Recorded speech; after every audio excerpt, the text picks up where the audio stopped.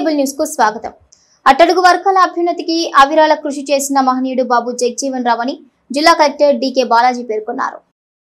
అట్టడుగు వర్గాల అభ్యున్నతికి అవిరళ కృషి చేసిన మహనీయుడు బాబు జగజీవన్ రామ్ అని జిల్లా కలెక్టర్ డి.కే. బాలాజీ పేర్కొన్నారు. మాజీ ఉప ప్రధాని బాబు జగజీవన్ రామ్ జయంతి సందర్భంగా మలకాపట్టణంలోని జగజీవన్ రామ్ విగ్రహానికి ఆర్టీసీ చైర్మన్ కొనకళ్ళ నారాయణరావుతో కలిసి పూలమాలలు వేసి ఆయన ఘనంగా నివాళులర్పించారు. ఈ సందర్భంగా ఆయన మాట్లాడుతూ అట్టడుగు వర్గాల అభ్యున్నతి, అణగారిన ప్రజల సమాన హక్కుల కోసం బాబు జగజీవన్ రామ్ చేసిన పోరాటం మర్చిపోలేనిదని అన్నారు. స్వాతంత్ర సమరయోధునిగా, ఉప ప్రధానిగా, దేశ సేవకు అంకితమైన ఆయన జీవితం స్ఫూర్తిదాయకమని అన్నారు. 52 ఏళ్ల పాటు పార్లమెంటేరియన్ గా, మహా అనుభవశీలి, వ్యవసాయ, రక్షణ, ఆరోగ్య, రైల్వే శాఖ మంత్రిగా, ఉప ప్రధానిగా ఆయన సేవలు అనిర్వచనీయమని కొనియాడారు.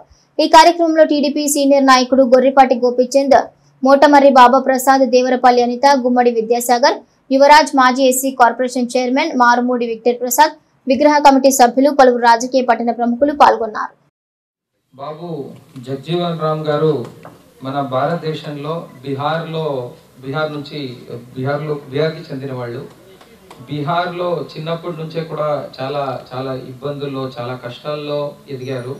సో ఒకటి, వాళ్ళ నాన్నగారు చాలా చిన్నప్పుడే చనిపోయినప్పటికీ కూడా చాలా హార్ష్ ఎకనామిక్ సిచ్యువేషన్లో కూడా ఆయన ఎదగాలి అనే ఉద్దేశంతో అప్పుడు పరిస్థితి, అప్పుడున్న సమాజంలో ఉన్న చాలా ఛాలెంజెస్ని ఫేస్ చేసుకుంటూ చదువుకుంటూ బనారస్ హిందూ యూనివర్సిటీలో డిగ్రీ తీసుకుంటూ తర్వాత ఆయన మన డిప్యూటీ ప్రైమ్ మినిస్టర్ హోదా వరకు ఎదగగలిగారు.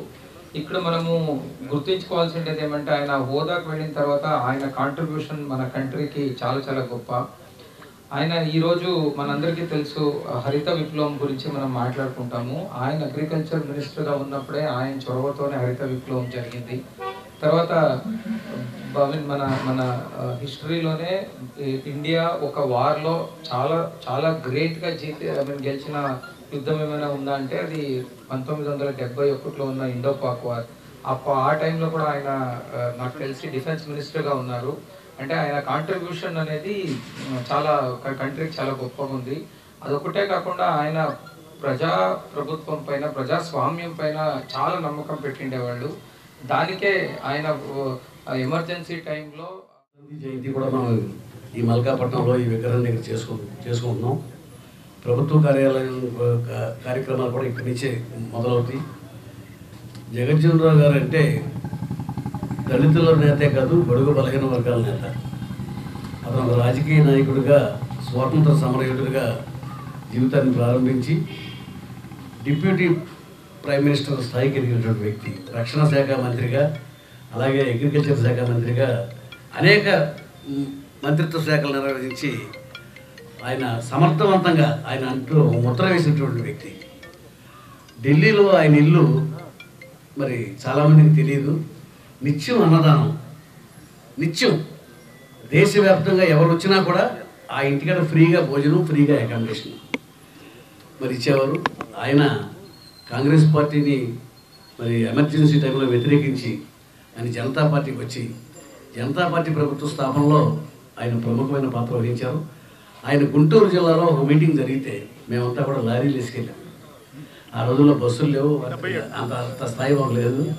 70 ఏళ్ళు అందరం మరి ఇక్కడి నుంచి కొన్ని లక్షల మంది, అటువంటి మీటింగ్ నా కళలో ఎప్పుడు చూడలేదు. అంత గొప్ప మీటింగ్ జరిగింది. నా అదృష్టం కొద్దీ వాళ్ళ అమ్మాయి మీరా కుమార్ స్పీకర్గా ఉండగా కుల నిర్మూలన కోసం పాటుపడిన సంఘ సంస్కర్త, మాజీ ఉప ప్రధానమంత్రి బాబు జగజీవన్ రామ్ అని YCP Mopidevi YCP convener Garikapati Venkateswara Rao కొనియాడారు. మోపిదేవి ప్రధాన సెంటర్లో వెంకటేశ్వరరావు ఆధ్వర్యంలో జగజీవన్ రామ్ 117వ జయంతి కార్యక్రమాలను ఘనంగా నిర్వహించారు. ఈ సందర్భంగా గరికపాటి వెంకటేశ్వరరావుతో పాటు వైఎస్ఆర్ కాంగ్రెస్ పార్టీ ఎస్ఎస్ఎల్ మండల కన్వీనర్ చోడాబత్తిన పూర్ణచంద్రరావు, సీనియర్ నాయకులు మోటుపల్లి రెడ్డమ్మ, కొక్కిలిగడ్డ మాధవరావులు జగజీవన్ రామ్ చిత్రపటానికి పూలమాలతో నివాళులర్పించారు. అనంతరం ఏర్పాటు చేసిన కేకును నేతలు కట్ చేసి స్వీట్లు పంచుకున్నారు. పోతేపల్లిలోని శ్రీ విజయ కనకదుర్గ సమేత మల్లికార్జున స్వామి ఆలయ 13వ వార్షికోత్సవం ఘనంగా నిర్వహించారు. పోతేపల్లిలో శ్రీ విజయ కనకదుర్గ అమ్మవారి ఆలయ 13వ వార్షికోత్సవం సందర్భంగా భక్తులు పలు ప్రత్యేక పూజలు నిర్వహించారు. ఈ సందర్భంగా ఉదయం విఘ్నేశ్వర పూజ, అభిషేకాలు, లక్ష్మీ గణపతి హోమం మరియు సువాసినులచే సామూహిక కుంకుమ పూజలు నిర్వహించారు. ఆలయ ధర్మకర్త కాగిత ఏడుకొండలు మాట్లాడుతూ భక్తుల సహాయ సహకారాలతో ప్రతి నెల మొదటి శుక్రవారం 3000 మందికి అన్నదానం చేపడుతున్నామన్నారు. ప్రతి నెల జరిగే పూజల్లో భక్తులు విరివిగా పాల్గొనాలని విజ్ఞప్తి చేశారు.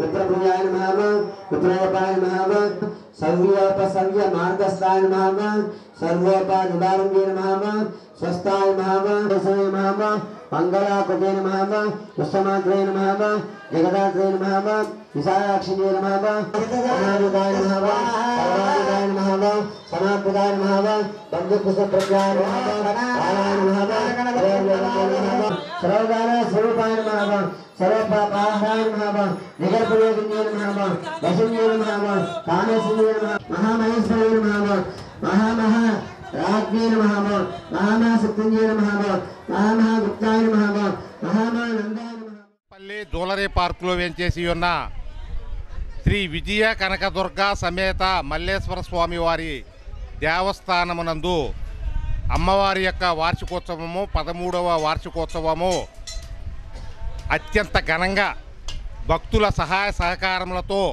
భక్తులు ఇచ్చినటువంటి ధన వస్తు సముదాయంతో ఈ యొక్క 13వ వార్షికోత్సవము అమ్మవారి స్వామివారి సన్నిధి యందు ఈరోజు అత్యంత ఘనంగా జరుగుతున్నది. ఉదయం విఘ్నేశ్వర పూజతో ప్రారంభమైనటువంటి ఈ యొక్క కార్యక్రమం ఆ తదుపరి అమ్మవారికి అత్యంత ప్రీతికరమైన ద్రవ్యములతో అభిషేక కార్యక్రమములు, ఆ తరువాత శ్రీ లక్ష్మీ గణపతి దుర్గా హోమము జరిగినది. ఆ తదుపరి కుంకుమ పూజలు, సుహాసినీలు ప్రస్తుతం ఇప్పుడు కుంకుమ పూజలో పాల్గొన్నారండి. కుంకుమ పూజ చేస్తూ ఉన్నారు సుహాసినీలు.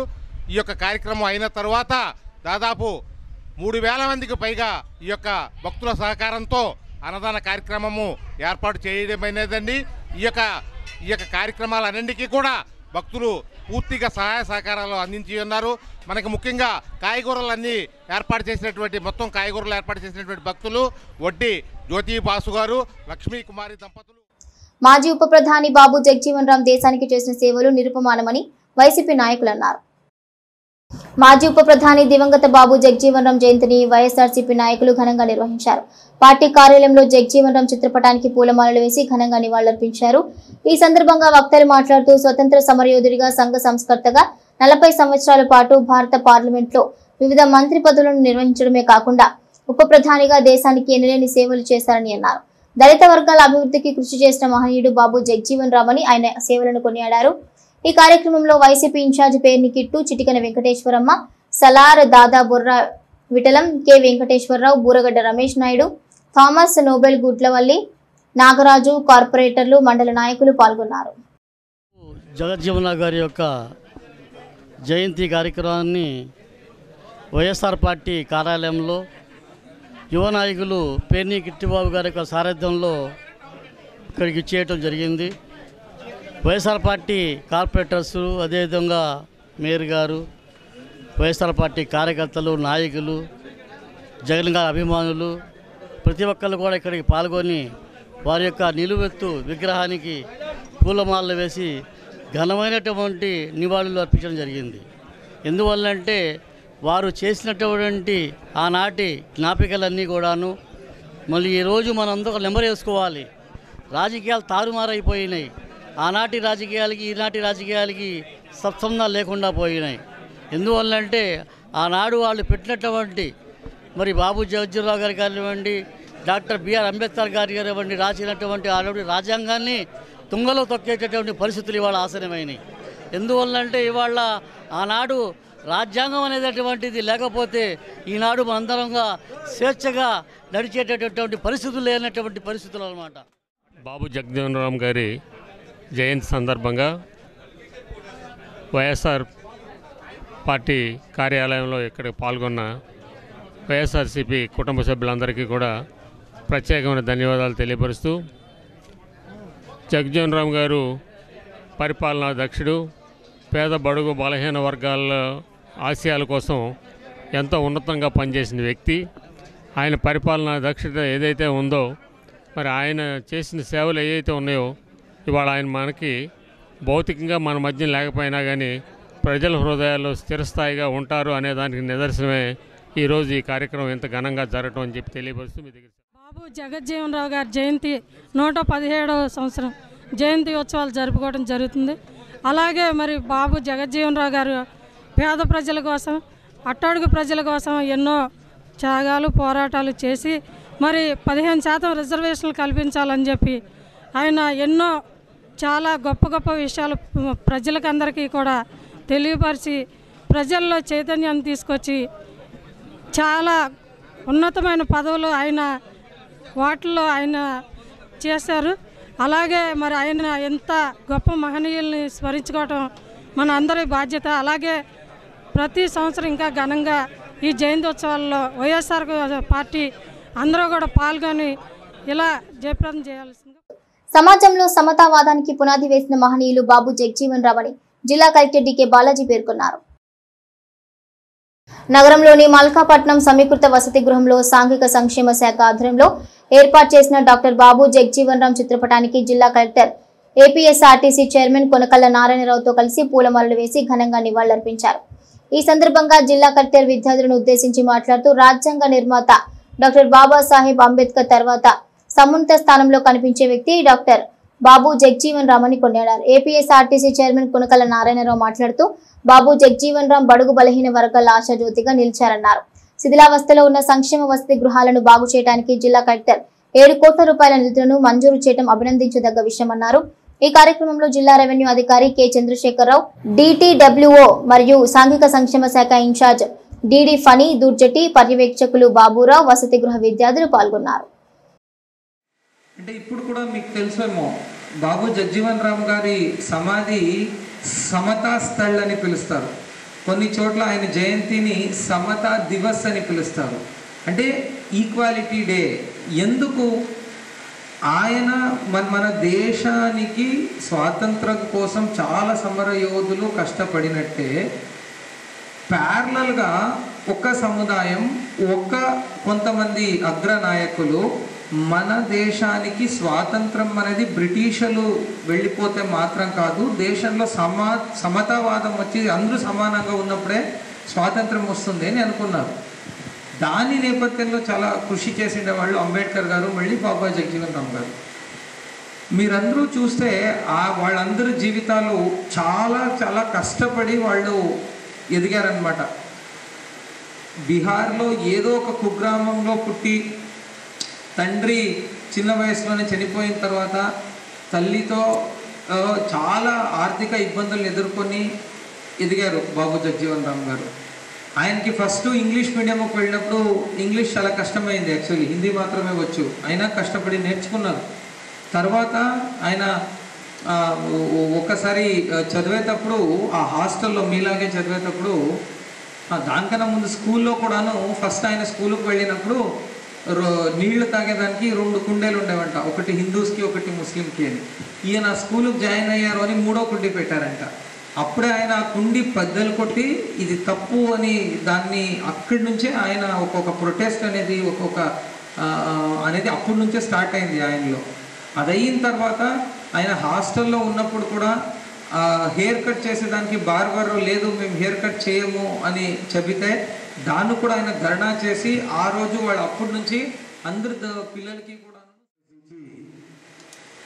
చాలా ఉన్నతమైన పదవులు నిర్వహించాడు. ఆయన ఎంతో ప్రజాసేవ చేశాడు. పేదవారికి అండగా నిలబడేవాళ్ళు. మరి ఎవరైతే బడుగు బలహీన వర్గాలు ఉన్నాయో వారికి అండగా నిలబడి వారు చేసే పోరాటాలకి వంతు సహాయం అందించేవాళ్ళు. ఇవాళ ఈ హాస్టల్ని చూస్తూ ఉంటే నాకు చాలా ఆనందంగా ఉంది. కారణం ఏంటంటే సమీకృత ఈ హాస్టల్లో అన్ని కులాల వారు కలిపి ఈ హాస్టల్లో ఉన్నారు. కొన్ని చోట్ల ఇది ఎస్సీ కులాలు, ఇది దళితులది, ఇది ఎస్సీది, ఇది బీసీది అని విడగొట్టి, ఇది ఓసీది అని విడగొట్టడం కాకుండా అందరూ కలిపి స్కూల్లో ఎలా ఉంటాం, యూనివర్సిటీలో ఎలా ఉంటాం, సమాజంలో ఎలా ఉంటాం, అలాగే హాస్టల్లో కూడా కలిసిమెలిసి ఒకరి పట్ల ఒకరు అనుబంధం పెంచుకోవాలి. అంతేగాని కులాల వారీగా మాట విడగొడతాం అనేది మరి మార్పు రావాలి. మరి కలెక్టర్ గారు, మరి కృష్ణా జిల్లా కలెక్టర్ గారు వచ్చిన తర్వాత హాస్టల్స్ని బాగు చేయాలనే దాన్ని దృఢ సంకల్పంగా తీసుకుని 7 కోట్ల రూపాయలు పెట్టి ముఖ్యమంత్రి చంద్రబాబు నాయుడు గారిని, కొల్లు రవీంద్ర గారి సహకారంతో ఆయన బందర్లో ఉన్న హాస్టల్స్ అన్ని కూడా చాలా పాడుపడిపోయి చాలా కళావిహీనంగా ఉండేవి. అటువంటి అదేవిధంగా ఆర్టీసీ చైర్మన్ గారికి నా నమస్కారాలు, మిగతా పెద్దలందరికీ పాత్రికేయులకి నమస్కారాలు, పిల్లలకి నా ఆశీస్సులు. అంటే ఇప్పుడు DDW గారు చెప్పారు, హాస్టల్స్ కలెక్టర్ గారు ఎలక్షన్ టైంలో చేరారు. ఎలక్షన్స్ అయిపోయిన తర్వాత ఫస్ట్ స్టెప్ ఏదైనా తీసుకుంటే వెల్ఫేర్ హాస్టల్స్ గురించే టేకప్ చేశారు. అవి విజిట్ చేయటం కానీ, అక్కడ ఉన్న వసతులు ఏంటి, డెఫిసిట్స్ ఏంటి, పిల్లలకి ఇబ్బంది లేకుండా ఉండే పరిస్థితులు ఏంటనేది చూసి వాటి కోసం అని చెప్పేసి DMFలో 7 crores, జనరల్గా ఏ జిల్లాలో అయితే శాంక్షన్ లేదు, అన్ని కోట్లు DMFలో ఒకే project. But for the welfare of the children, అంటే పిల్లలు మీ అందరి కోసమే వసతులు కల్పించాలి, బాగా అభివృద్ధి చెందాలి. మనం ఒక నేత గురించి ఈరోజు జయంతి ఉత్సవాలు జరుపుతున్నాం. అంటే ఆ నేత కూడా మనలాంటి సామాజిక వర్గాల నుంచి, మనలాంటి చిన్న ఇదన్నా జిల్లా హెడ్ క్వార్టర్స్, ఆయన పల్లెటూరులో జన్మించి ఆ ఉన్నత స్థాయికి, అంటే అన్ని రకాల గవర్నమెంట్ ఆఫ్ ఇండియా సెంట్రల్ మినిస్టర్గా చేస్తూ ఫైనల్గా ఉప ప్రధానిగా కూడా చేయడం జరిగింది. సో అంత కెరీర్ డెవలప్ చేశారంటే ఆయన వెనక కృషి కానీ పట్టుదల కానీ మనం గుర్తించాలి. మరి ఆ నాయకుడి వివరాల గురించి ఒక స్టూడెంట్ చెప్తే చదివితే. నగరపాలక సమావేశంలో భోగరాజు పట్టాభి సీతారామయ్య భవన నిర్మాణానికి తీర్మానం చేయాలని టీడీపీ, బీజేపీ నాయకులు డిమాండ్ చేశారు. వైసీపీ గత 5 ఏళ్ల పరిపాలనలో కోట్లు విలువ చేసే వైసీపీ కార్యాలయం అయితే నిర్మించారు, కానీ పక్కనే ఉన్న అంబేద్కర్ భవనాన్ని ఎందుకు విస్మరించారో ప్రజలకు సమాధానం చెప్పాలని టీడీపీ, బీజేపీ నాయకులు డిమాండ్ చేశారు. వైసీపీ కార్పొరేటర్లు వెంటనే మచిలీపట్నం నగర కార్పొరేషన్ కౌన్సిల్ ఎజెండాలో స్వతంత్ర సమరయోధుడు, మచిలీపట్నం కేంద్రంగా ఆంధ్ర బ్యాంకు స్థాపించిన వ్యవస్థాపకుడు స్వర్గీయ భోగరాజు పట్టాభి సీతారామయ్య స్మారక భవన నిర్మాణానికి ఆమోదించాలని వారు కోరారు. మాజీ మంత్రి పేర్ని నానికి దోచుకోవడం తప్ప మచిలీపట్నం నగరంలో గత 5 ఏళ్ల పరిపాలనలో అభివృద్ధి మాత్రం శూన్యమని నాయకులు పేర్కొన్నారు. మంత్రి కొల్లు రవీంద్ర, ఎంపీ వల్లభనేని బాలశౌరుల ఆధ్వర్యంలో మచిలీపట్నం నగరంలో అభివృద్ధికి కృషి చేసే విధంగా డ్రైనేజీలపై ఉన్న ఆక్రమణలను తొలగిస్తుంటే ప్రజలను రెచ్చగొట్టే విధంగా వైసీపీ నాయకులు ప్రెస్ మీట్లు పెట్టి మాట్లాడటం చూస్తుంటే దెయ్యాలు వేదాలు వల్లించినట్లు ఉందని వారు ఎద్దేవా చేశారు. ఈ కార్యక్రమంలో తెలుగుదేశం పార్టీ నాయకుడు పివి ఫణికుమార్, బీజేపీ నాయకుడు ధూళిపాళ్ల శ్రీరామచంద్రమూర్తి, మాదివాడ వెంకట నరసింహారావు, సురిశెట్టి హరికృష్ణ, విన్నకోట సుబ్బారావు, చలమలశెట్టి మల్లేశ్వరరావు, మూపర్తి సుబ్రహ్మణ్యం, అబ్బాస్ తదితరులున్నారు. వైసీపీ ప్రభుత్వం చేసింది ఏమీ కనపట్టాల, ప్రజలు చూస్తూనే ఉన్నారు. వాళ్ళంతా కూడా దాచుకో అనే పద్ధతిలో రాష్ట్రం అంతా కూడా చేసిన పనులు అందరూ చూస్తూనే ఉన్నారు. మరి గంజా స్కాములు కానీ, మట్టి స్కాములు కానీ, మద్యం స్కాములు కానీ ఇవన్నీ అందరికీ తెలిసినవే. బందర్ యొక్క చారిత్రాత్మకమైనటువంటి బందర్లో మరి ఆ రోజు జాతీయ నాయకుడు, భారతరత్న అయినటువంటి పట్టాభి సీతారామయ్య గారు ఒక ఆంధ్ర బ్యాంక్ నిర్మాణం చేసి ఇవాళ లక్షలాది మంది కుటుంబాలకి ఆదుకున్నటువంటి పరిస్థితి మనం చూస్తున్నాం. యూనియన్ బ్యాంకులో విలీనమైంది అది.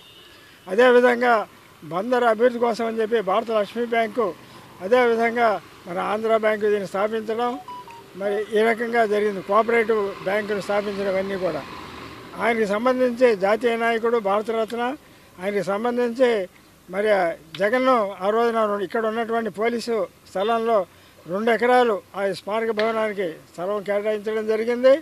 అలాగే ఆంధ్ర బ్యాంకు ఏదైతే ఉందో యూనియన్ బ్యాంకుగా మారింది. 40 కోట్ల రూపాయలు ఇవాళ దానికి ఆ యొక్క భవన నిర్మాణానికి, స్మారక భవన నిర్మాణానికి, దాంట్లో మహిళలు కానీ మరి అందరూ కూడా వాళ్ళు ట్రైనింగ్ అయ్యి ఇప్పించి అందరికీ కూడా మధ్య తరగతి కింద అట్టడుగు వర్గాల వాళ్ళకి అన్ని రకాలైనటువంటి చేతి వృత్తులు ట్రైనింగ్ ఇచ్చి వాళ్ళందరినీ కూడా సమాజంలో వాళ్ళందరూ ఆర్థికంగా రామయ్య గారి స్మారక భవనం గురించి స్వయంగా కలెక్టర్ గారే 2 ఎకరాలు శాంక్షన్ చేసి మన మున్సిపల్ కౌన్సిల్కి పంపిస్తే దాన్ని ఇంతవరకు మున్సిపల్ కౌన్సిల్లో పెట్టి ఆ స్మారక భవనానికి పర్మిషన్ ఇవ్వలేదు. దీని మీద మా పని గారు హైకోర్టులో కూడా వేశారు, అది కేసు పెండింగ్లో ఉంది. 40 కోట్లు ఆంధ్ర బ్యాంక్ వాళ్ళు శాంక్షన్ చేశారు. కాబట్టి మీ వైసీపీ గవర్నమెంట్లో ఉన్న కౌన్సిల్స్ వెంటనే దాన్ని తీర్మానం చేసి ఆ స్మారక భవనాన్ని బిగిన్ చేయాలని చెప్పి మేము గట్టిగా డిమాండ్ చేస్తున్నాం. అదేవిధంగా ఈ బందర్ని అభివృద్ధి చేశామని చెప్తున్నారు. అభివృద్ధి చేయటం మీరు కాదు. 1 ఇయర్లో బందర్ అభివృద్ధి అంటే ఏంటో మా కొల్లు రవీంద్ర గారు చూపిస్తారు. రోడ్లు కానీ, డ్రైనేజీలు కానీ, అదేవిధంగా పోర్టు కానీ 1 ఇయర్లో అంతా రెడీ అయిపోయి చూపిస్తారు మీరు. కాబట్టి ఇప్పటికైనా మీరు బుద్ధి తెచ్చుకుని వెంటనే తీర్మానం చేసి కౌన్సిల్లో ప్లస్ వైసీపీ నాయకులు మొన్న ప్రెస్ మీట్ పెడుతూ మేము మచిలీపట్నం నియోజకవర్గానికి ఏదో అభివృద్ధి చేసేసాం, పొడి చేసాం, పేర్ని నాని గారు, పేర్ని కృష్ణమూర్తి గారు అందరూ కూడా తోపులం అని చెబుతున్నారు. వాళ్ళు చేసిన అభివృద్ధి ఏంటయ్యా అంటే ఇదిగోండి చూడండి, మహారాణి గారి కోటలాగా ఉంది వైసీపీ కార్యాలయం. 5 ఏళ్లలో వాళ్ళ వైసీపీ కార్యాలయం మాత్రం కట్టుకున్నారు. ఇక్కడ మరి పట్టణే భోగరాజు పట్టాభి సీతారామయ్య గారి స్మారక భవనం కోసం మరి అప్పటి ఎంపీ ఇప్పటి ఎంపీ బాలశౌరి గారు కౌన్సిల్లో తీర్మానం చేయండి అని మంత్రి కొల్లు రవీంద్ర గారు అడుగుతున్నారు. కూడా ఈ రోజు కూడా మరి కౌన్సిల్లో తీర్మానం చేయకుండా వైసీపీ కార్పొరేటర్ల వింత పోటర్లు చూడండి. అలాగే పట్టణే అంబేద్కర్ గారి భవనం ఉంది. ఆ భవనాన్ని ఎంత మాత్రం 5 ఏళ్లలో పట్టించుకోవాలి. పేర్ని నాని గారు కానివ్వండి, మరి పేర్ని కృష్ణమూర్తి గారు కానివ్వండి, వైసీపీ ప్రభుత్వం కానివ్వండి, దాని గురించి మాట్లాడరు. వీళ్ళు చేసిన అభివృద్ధి ఏంటయ్యా అంటే మచిలీపట్నంలో పేద ప్రజలకు దొండ పట్టాలు, సెంటు పట్టాలు అంటూ ఇచ్చి ప్రజలను మోసం చేసిన ఘనత వైసీపీ నాయకులది, పేర్ని నాని గారిది. ఎందుకంటే ఇవాళ ఇళ్ళ కోట్లాది రూపాయలు కబ్జా చేసి మరి వైసీపీ కార్యాలయం అయితే ఇక్కడ కట్టుకున్నారు. ఇక్కడ మరి పేద ప్రజలకి ఇళ్ళ పట్టాలు ఇవ్వచ్చు కదా, ఈ వైసీపీ కార్యాలయం ఎందుకండి వీళ్ళకి? అంటే వాళ్ళు దోచుకో అన్న రీతిలో పేర్ని నాని గారు వ్యవహరించారు తప్పితే ప్రజలకు ఉపయోగపడేది ఏమీ లేదు. ఇది 5 ఎకరాల 50 సెంట్ల స్థలం. ఇక్కడ పోలీసు క్వార్టర్స్ ఇవన్నీ ఉండేవి. కనీసం పోలీసు వారికి కూడా మరి ఇక్కడ క్వార్టర్స్ కట్టించకుండా తన స్వార్థ ప్రయోజనాలు. పెడన పురపాలక సంఘ కార్యాలయంలో మాజీ ఉప ప్రధాని స్వర్గీయ బాబు జగజీవన్ రామ్ జయంతి కార్యక్రమాన్ని నిర్వహించారు.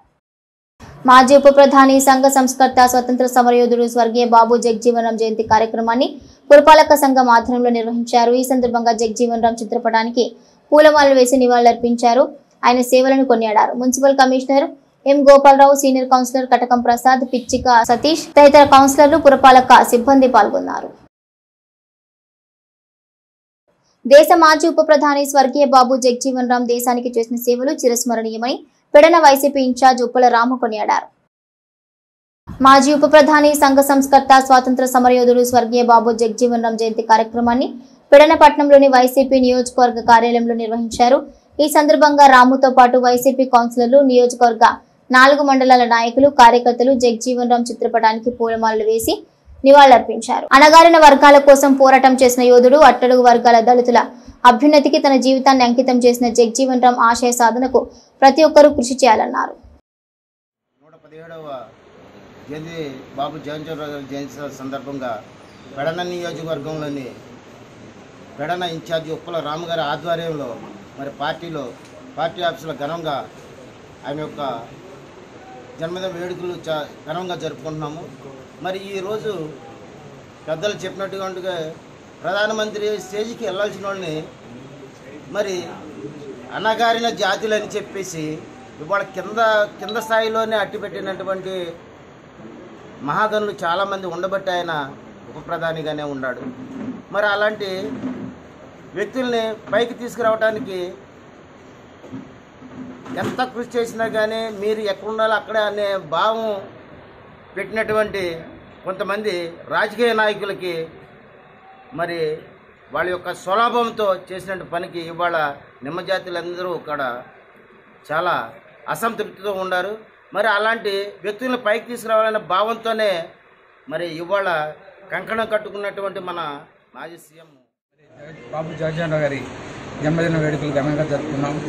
మరి నిమ్న జాతుల నుండి మరి జగజీవన్ రామ్ గారు మరి ఇందిరాగాంధీ టైం నుండి మరి ఎంతో కృషి చేసి ఆయన ప్రధానమంత్రి అవ్వాల్సినటువంటి పరిస్థితిలో కొన్ని శక్తులు ప్రభావం వల్ల అవలగిపోయారు. మరి ఎంతో నిమ్న జాతులకు మరి అణగారిన కులాలకి ఆయన ఎంతో రిప్రజెంటేషన్గా ఉండి ఆయన ఆ జాతుల్ని ఉద్ధరించారు. అదేవిధంగా ఈరోజు మరి రాము గారి ఆధ్వర్యంలో మరి ఆయన మరి వివిధ మండలాల ప్రెసిడెంట్లు కూడా వచ్చి ఈ కార్యక్రమాన్ని ఎంతో ఘనంగా జరిపించారు.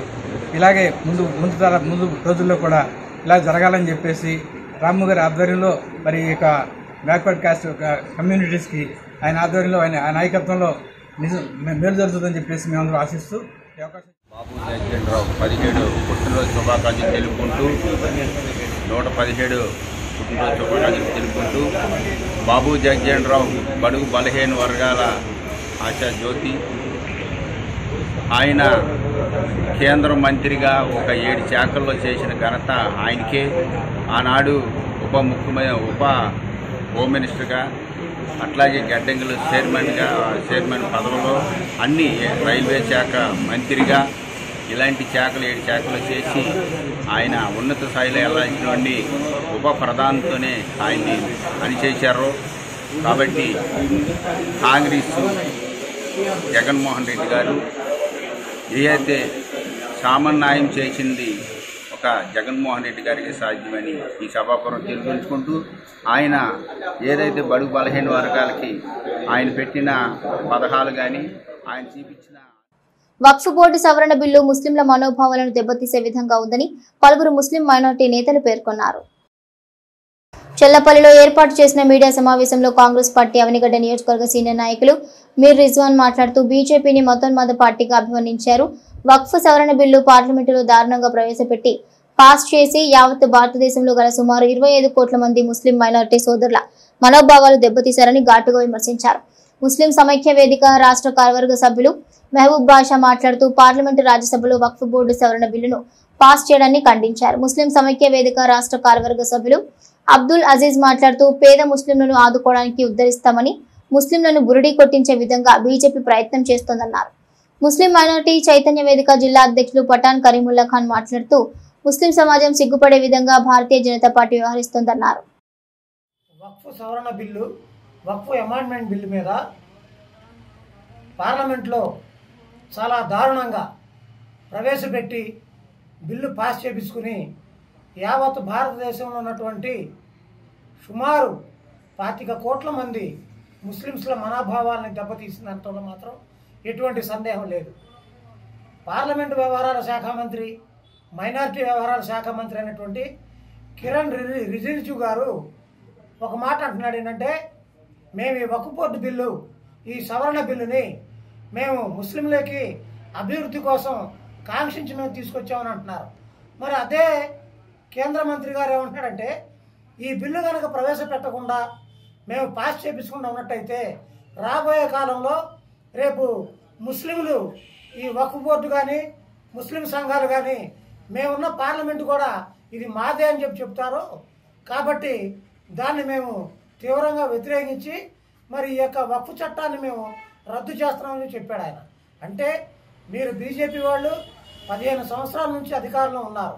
అంతకుముందు వాజ్పేయి ప్రభుత్వం అధికారంలో ఉంది. వాజ్పేయి ప్రభుత్వం అధికారంలో ఉండగా మరి ముస్లింలపై మరి ఎలా చేశారో దాడులు కానివ్వండి, మరి ఏం చేసిన అభివృద్ధి కానివ్వండి, అనభివృద్ధి కానివ్వండి, ఏం చేసిన గతంలో అందరికీ తెలిసిందే. కానీ దానికి భిన్నంగా మరి 15 సంవత్సరాలు బట్టి నరేంద్ర మోడీ గారి నాయకత్వంలో మరి యూపీ నుంచి మొదలు పెడితే ఆంధ్రప్రదేశ్ వరకు కూడా మరి ముస్లింలపై, క్రిస్టియన్లపై ఈ సమావేశం గల ముఖ్య కారణం ఏంటంటే, ఏదైతే నిన్న మొన్న పార్లమెంటు మరియు రాజ్యసభలో ముస్లిం వక్ఫ్ బోర్డుకి సంబంధించి వక్ఫ్ బోర్డు 2024 బిల్లుని పాస్ చేయడం జరిగింది. దీన్ని మేము ముస్లిం సమైక్య వేదిక తరఫున పూర్తిగా ఖండిస్తున్నామండి.